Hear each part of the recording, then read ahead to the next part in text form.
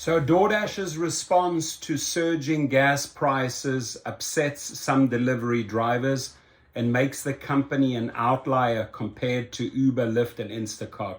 Firstly, Uber, Lyft, and Instacart are doing an atrocious, pathetico offer, right, assisting you guys.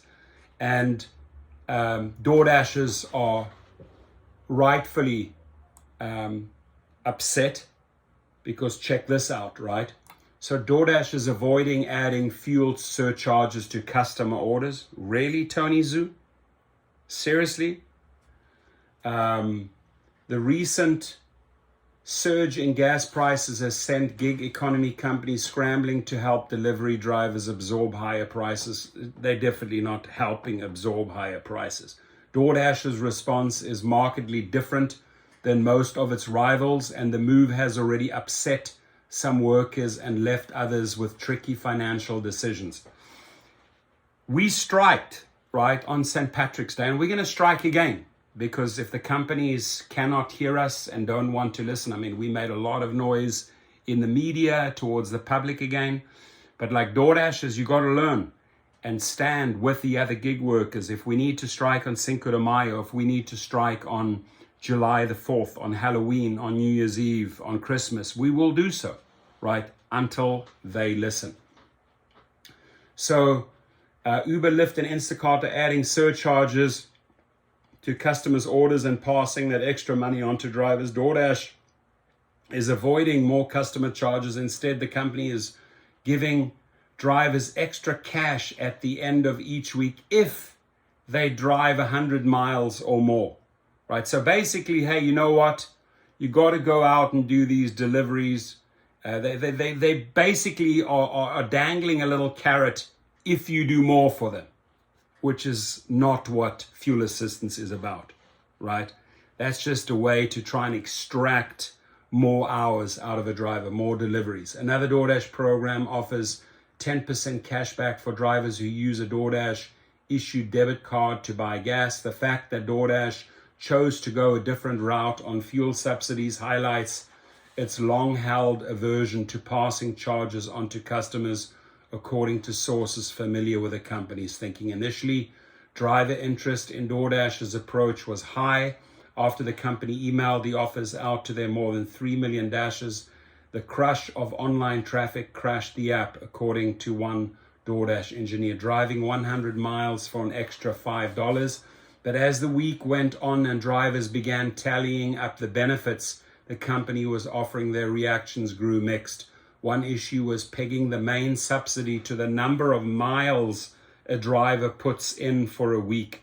Unlike the guarantee of Uber Eats 35 cents to 45 cents fee per trip, DoorDash drivers have to ensure that they get to the 100-mile minimum to see that benefit.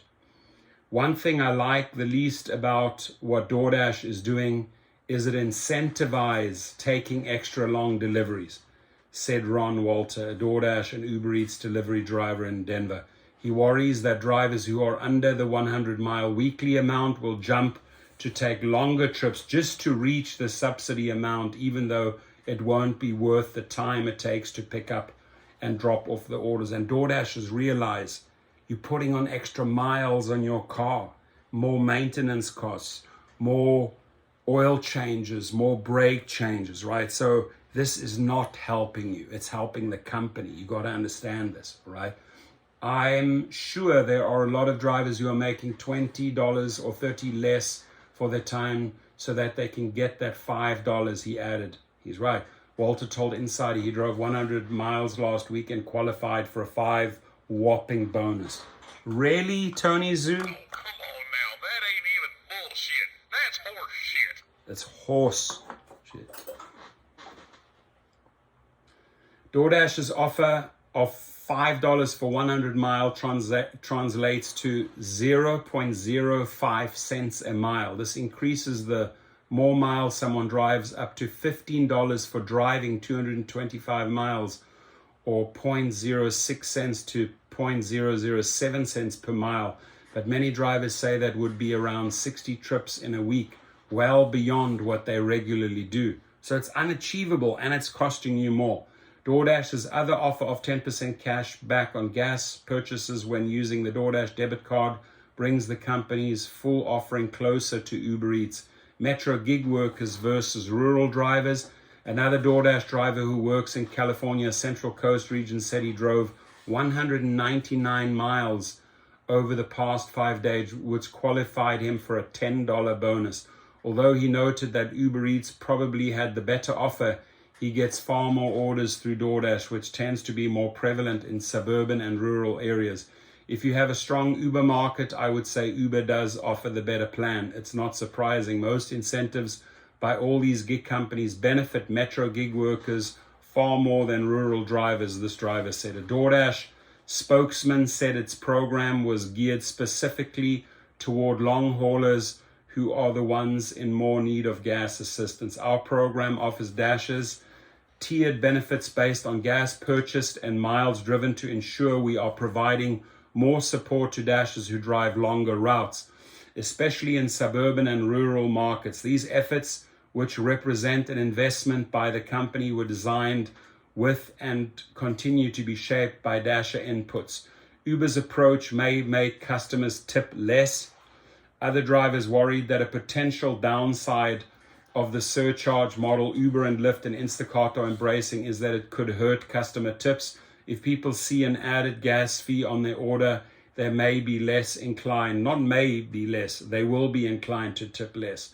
Eric Wilson, a Southern California-based DoorDash driver since 2018, has seen this play out before when he was a server in restaurants that added healthcare surcharges to guest checks. If they're tacking on a surcharge, that could very much affect tips to the driver.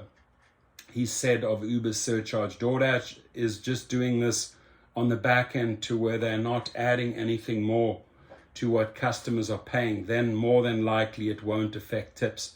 The offers don't account for states with higher gas prices. The bigger question is whether these companies are doing enough to combat gas prices increases. Last week, Wilson said he drove 238 miles, which qualified him for a $15 bonus from DoorDash. But he says he's spending an extra $40 a week on gas in California, where the average price per gallon recently reached $5.86. That's more than $1.50 higher than the national average. The companies argue their extra gas benefits, which don't differentiate between states, should be more than enough to cover increasing costs. The math mostly backs that up based on the AAA national average cost of gas. Prices have gone up around 70 cents in the last month for a car that gets 25 miles per gallon. That gas increase sent the cost of 3.5 mile meal delivery trip up by about 10 cents. It's actually more during that time. Both Uber and DoorDash are offering incentives that are in excess of that amount. My only complaint about any program would be if it only ends up being virtue signaling. If any of them make a public display of helping out, but then give themselves a bunch of loopholes to not do anything, I'd rather they do nothing than pretend to do something they just not follow through. So yeah, if you have any questions there, or you can head up Twitter, DM at City of the Town if you want to, or you can contact Luna at nluna@insider.com if you have some really good feedback for them. So step it up, Tony Zoo, you cheap ass. You can do better, man. You can do way, way better for your Dashers.